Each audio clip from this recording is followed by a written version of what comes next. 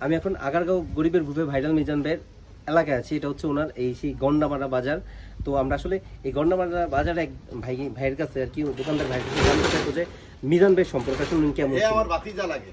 যে মিজান ভাই কি আমার ভাতিজা। আপনার ভাতিজা? জি। আসলে মিজান ভাই উনি মানুষটা কেমন ছিল আসলে? হ্যাঁ, ভালোই ভালো লোক। মানে কি করতো উনি? উনি তরকারির ব্যবসা করতো আর কি।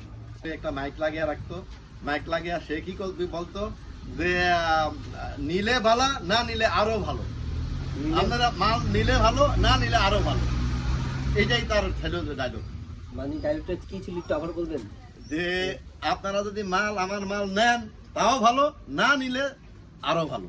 মানে ওনার তরকারি বেচার স্টাইলটাই ছিল নিলে ভালো, না নিলে আরো ভালো, এরকমই তরকারি। এরকমই কাস্টমার আসতো তখন? কাস্টমার ছিল প্রচুর, কাস্টমার তার জমি জমা রোপণ টোপণ করতে লোক।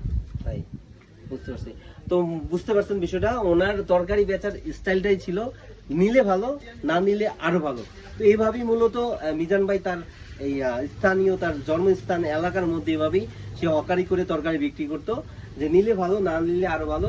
তো আমরা এই বিষয়টা জানতে পারছি। আসলে আমরা আরো চেষ্টা করব এই বাজারের আশেপাশে মানুষদের কাছে আসলে ওনার সম্পর্ক, উনি মানুষটা কেমন ছিল।